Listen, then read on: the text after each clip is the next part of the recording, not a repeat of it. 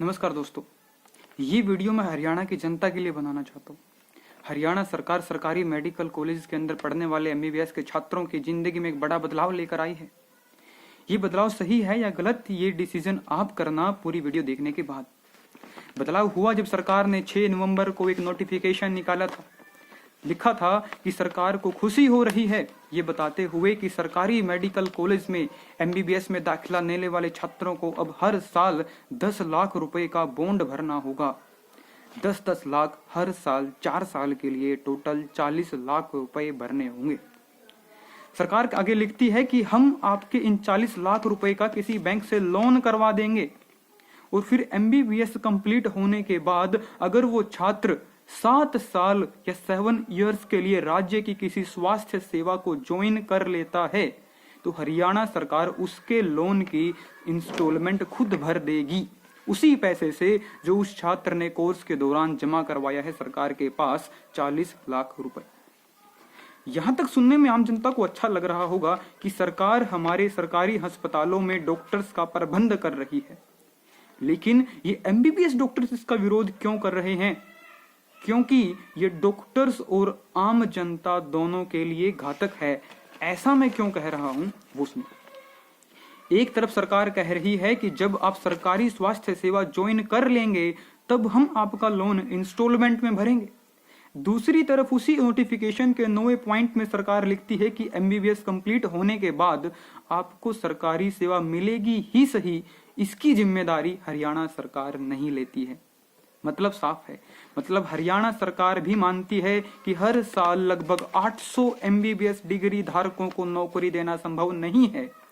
तो आप मुझे बताइए, एक गरीब घर का छात्र जिसने डॉक्टर बनने का सपना संजोया था, वो छात्र जिसको सरकार नौकरी नहीं दे पाई, उसके सपनों का सरकार के द्वारा 40 लाख रुपए के बोझ से कत्ल करना कहां तक तर्कसंगत है?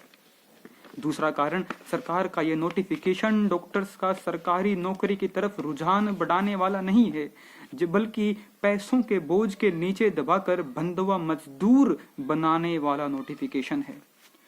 सर्विस बॉन्ड पहले भी लगे हैं। बॉन्ड का मतलब होता है एक कंडीशन जिसको ब्रेक करने पर सरकार को पैसे भरने होते हैं। इसी तरीके का सर्विस बॉन्ड 2017 में एडमिशन लेने वाले एमबीबीएस छात्रों के ऊपर भी था। उनको ऐसा कहा गया कि सरकार आपको एमबीबीएस करने के बाद एक नौकरी ऑफर करेगी। नौकरी से अगर आपने मना कर दिया तो आपको 25 लाख रुपए सरकार को भरने पड़ेंगे और वो नौकरी जो है वो केवल 2 साल की ही होगी।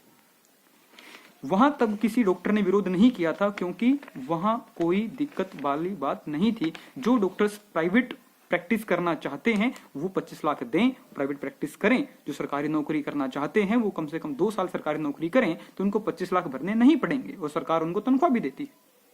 बॉन्ड का मतलब भी यही होता है।